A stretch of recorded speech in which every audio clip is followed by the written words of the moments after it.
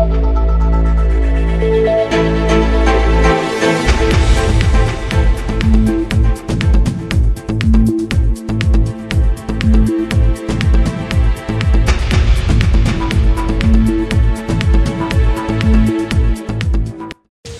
مهمترین خبر و گزارش‌های روز برنامه اطلاعاتی پیغام از تلویزیون سیمای شهری پنجکند منظورتان است. السلام علیکم.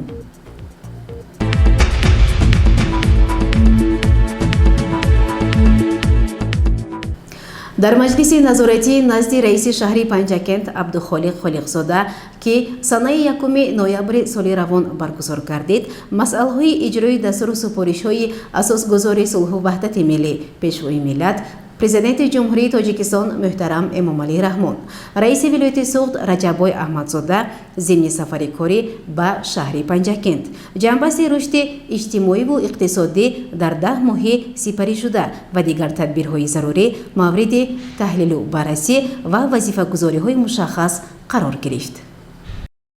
صبح 1 نوامبر سال 2021 مجلس نوبتی نظارتی نزد رئیس شهر پنجکند برگزار گردید. مجلس نظارتی را رئیس شهر پنجکند خالقزاده عبدالخالق آغاز بخشید و به حاضرین اطلاع داد که سنه 25 اکتبر سال روان در مجلس وسیع حکومت جمهوری تاجیکستان اساسگذار صلح و وحدت ملی پیشوای ملت پرزیدنت جمهوری تاجیکستان محترم امامعلی رحمان در نزد رئیسان ولایت ها، شهر و ناحیه ها و دیگر مسئولین وزارت و اداره ها جهت تطبیق نقشه ها، اجرای سفارش ها و همزمان آمادگی به دوره تیرماه و زمستان در پیش استاده و ذخیره مواد خوراکه و دیگر مسئله هایی که به رشد اقتصادی و اجتماعی کشور مربوط است سفارش های مشخص داده همزمان اظهار داشتند که باید با تغییریابی اقلیم ما باید از زمین آب ثمرناک استفاده بریم، وسعت کارهای ساختمان و آبادانی را در کشور روز تا روز گسترش بخشیم. در مجلس نظارتی رئیس شهر عبدالخالق خالقزاده توجه راهبران را به اجرای دستور و سفارش‌های رئیس ولایت سوخت معاون یکم رئیس مجلس ملی مجلس عالی جمهوری تاجیکستان رجبای احمدزاده ضمن بازدید کاری از شهر و دهات پنجکند جلب ساخت و اظهار داشت که ما باید در زمینه دستور و سفارش‌های راهبریت ولایت سوخت جهت باز هم بهتر نمودن فعالیت تمام ساحه‌های خواجگی خلق جنبسته با موفقیت 10 ماه سال روان و آمادگی به جنبسته بر زیاد نقشه ها در سال 2021 تدبیرهای ضروری را عملی سازیم. در مجلس رئیس شهر پنجکند عبدالخالق خالقزاده به حاضرین اطلاع داد که سنه 19 اکتبر سال روان یکی از روزنامه‌نگاران شناخته پنجکند راهبر صدا و سیمای شهر پنجکند یزدانخان مولانوف از عالم درگذشت. او درباره فعالیت مهنتی نقش شادروان یزدانخان مولانوف در تامین فضای اطلاعاتی انعکاس مهمترین رویدادهای دیار باستانیمان و فعالیت مقامات اجرایی حاکمیت دولتی شهر پنجکند سخن گفت. به اهل خانواده و پیوندان شادروان بار دیگر تسلیت عمیق بیان نمود و به خاطر گرامی داشت یزدانخان مولانوف 1 دقیقه خاموشی اعلان گردید. سپس در مجلس هفته‌وار معرفی کادرهای نو دایر گردید.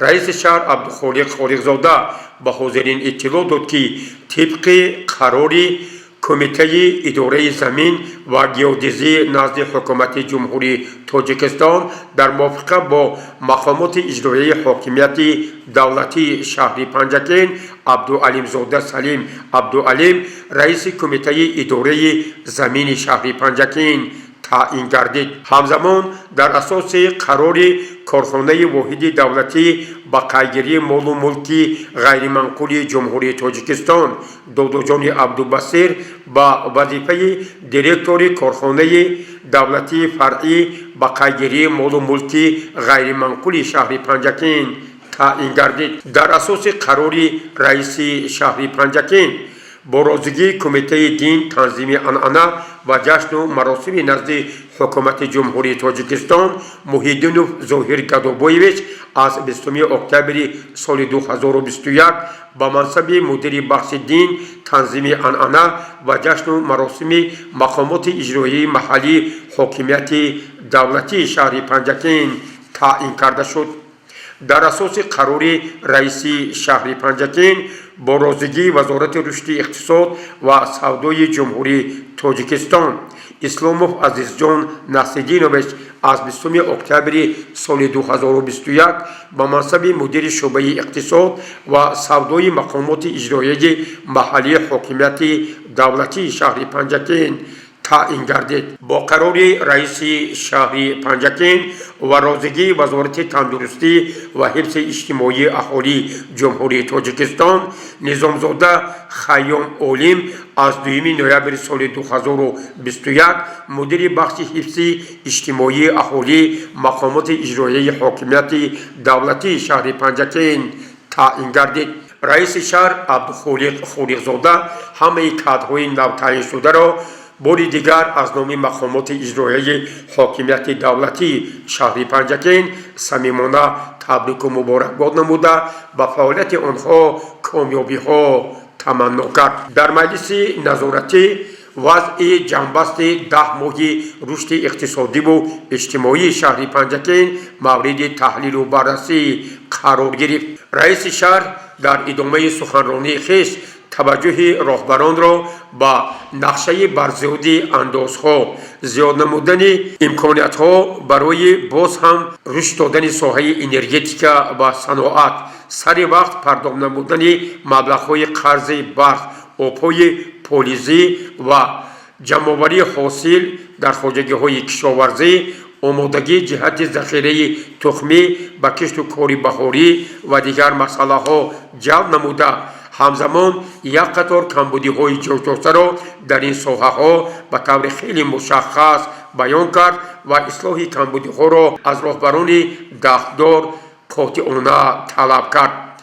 در مجلس فعالیت ساحه نقلیات و کمونیکاسیون نیز بررسی گردیده در مجموع رئیس شهر عبدالخالق خالقزاده اظهار داشت که واقعاً فعالیت نقلیات مسافرکشانی داخل شهر و بین شهر و ناحیه‌های کشور بهبودی جدی را تقاضا می‌کند و باید در شهر پنجکین نقلیات نو و با طلبات زمان مطابق به کار آماده کرده شود. در مجلس مسائل فعالیت کارخانه فرعی دولتی خواجگی منزلی و کمونالی نصب قطعه‌های پرتویی فعالیت ساحه معارف در سمت هرچه زودتر آغاز نمودن کارها در 3 بنای مؤسسه‌های تعلیمی صدموی تامین میز و کرسی برای مؤسسه‌های تعلیمی و در سمت فعالیت تندرستی هرچه زودتر به انجام رساندن بنیاد آشخانه در نزد بیمارخانه مرکزی شهر پنجکین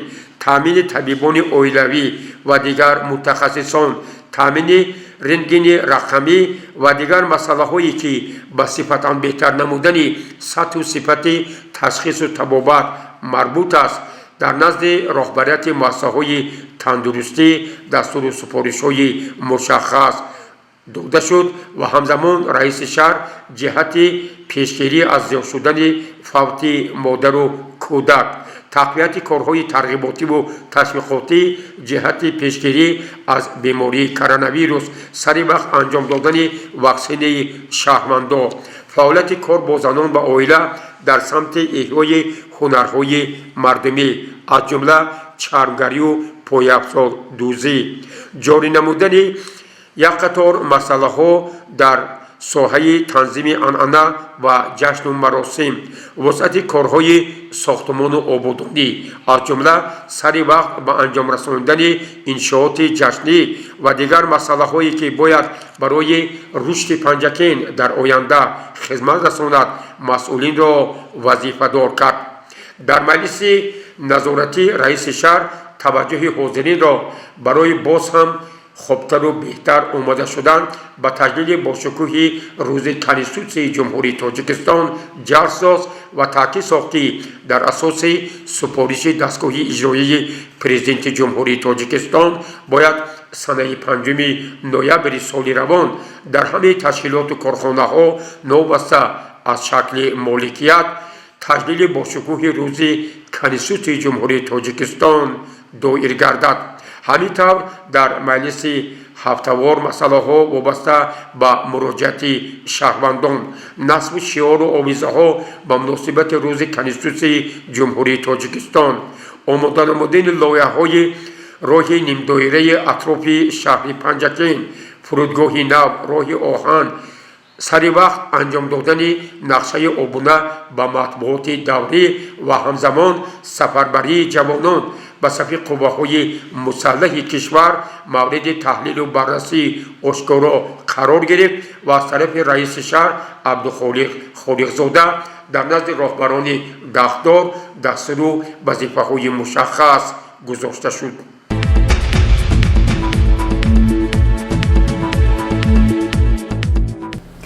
бо мақсади иҷрои фармони Президенти Ҷумҳурии Тоҷикистон, сарфармондеҳи олии қувваҳои мусаллаҳи Ҷумҳурии Тоҷикистон муҳтарам Эмомалӣ Раҳмон маъракаи давлати тирамоҳии ҷавонон ба сафи артиши миллӣ давом дорад.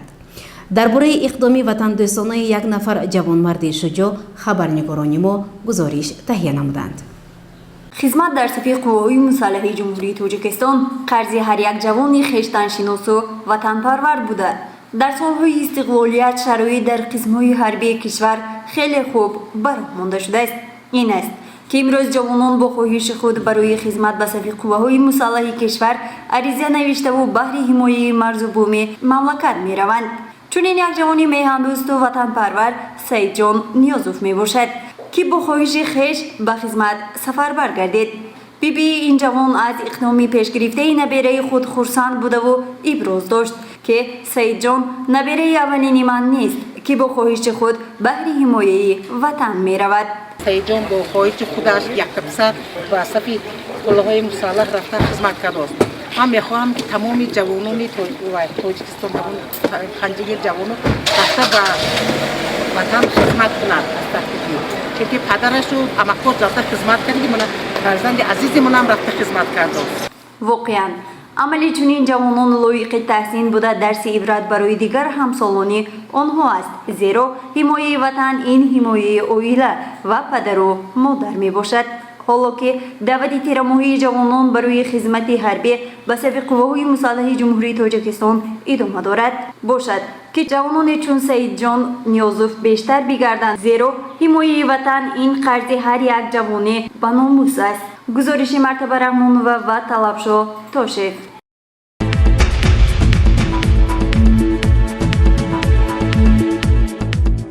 барномаро идома медиҳем. аз тарафи корхонаи давлатии фаръии хоҷагии манзилию коммуналии шаҳри Панҷакен пешниҳоди рӯзноманигорон дар бораи гузоштани қуттиҳои партов зина ба зина амалӣ мешавад. идомаи ин мавзӯъ дар гузориши хабарнигорони мо.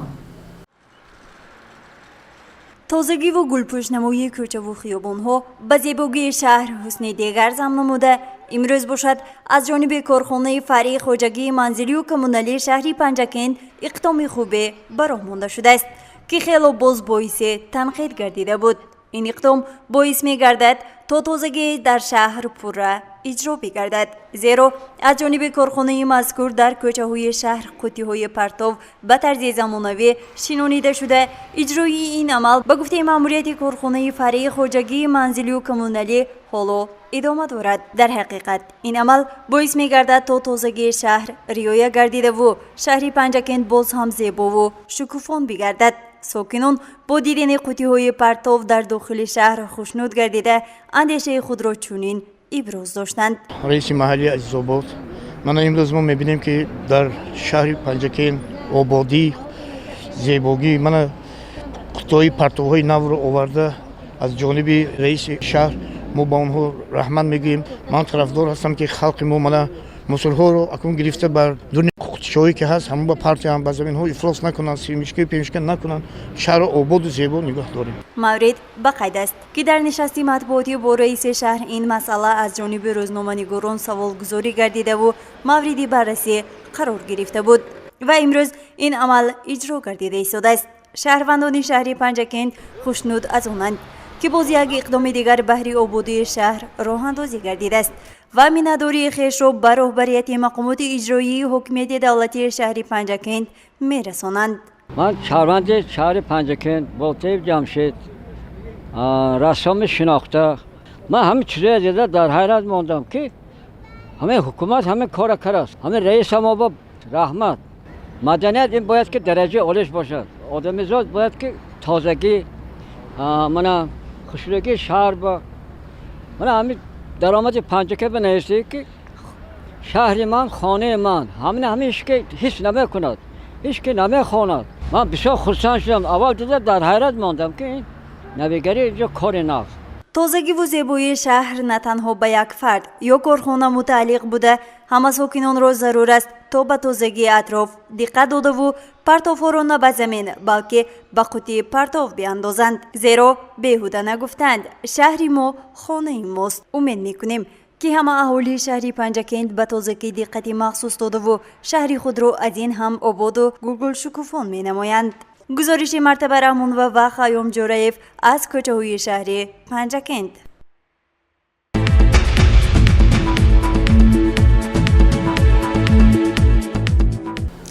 مرحله اول آزمون تلویزیونی رسمی بهترین که با اقدام شرکت صدا و سیما در شهر پنجکین در همکاری با شرکت رخش تاکسی 3333 با نام ترنم استقلال گذرانیده شد جنبش گردید. با مناسبت 30 سالگرد استقلالیت دولتی جمهوری تاجیکستان، تلویزیون سیما در همکاری با شرکت رخش تاکسی در شهر پنجکین آزمون تلویزیونی رسمی بهترین را تحت عنوان ترنم استقلال برای خوانندگان مؤسسه‌های تعلیمی شهر و دهات پنجکین اعلان نموده بود. طول یک ماه می شود که این آزمون جریان دارد و دور اول این آزمون جنبست گردید. شماره اشتراکچیان خیلی زیاد بود و انتخاب بهترین رسم هم مشکل. هیئت حکمان رسم‌ها را بهاگذاری نموده جنبستی آن را به دوش رسام گذاشتند. ما برای انتخاب رسم بهترین به مکتب صنعت بچگانه به نزد استاد صنعت تصویری ظفر بهرانوف تشریف آوردیم.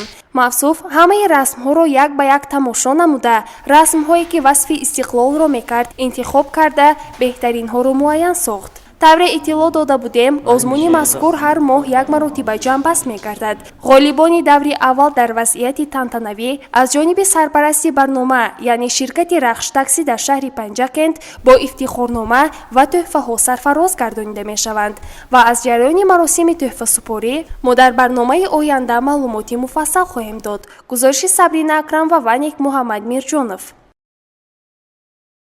یادآور می‌شویم که روزهای نزدیک مراسم سپاریدنی مکافات‌ها به غالبان این آزمون برگزار می‌گردد.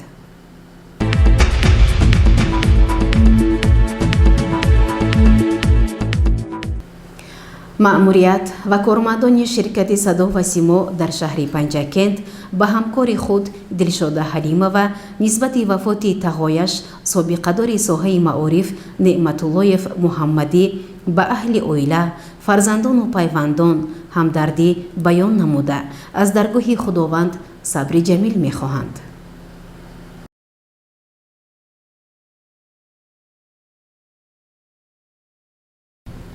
тамошобинони гиромӣ ҳоло бошад ба як эълон таваҷҷӯҳ намоед. санаи 26 октябри соли 2021 тахминан соатҳои 15 шаҳрванд равшанов доли облобердиевич соли таваллудаш 6 августи соли 1964 истиқоматкунандаи шаҳри панҷакент ҷамоати деҳоти саразм деҳаи босондеҳи поён аз хонаи истиқоматиаш баромада ба самти номаълум беному нишон ғайб задааст. дар сурати ба даст овардани маълумот ба телефонҳои 02 102 92 828 03 03 ва 92 943 15 15 хабар дода шавад. бори дигар рақамҳои телефонро такрор мекунам: 02 102 92 828 03 03 ва 92 943 15 15.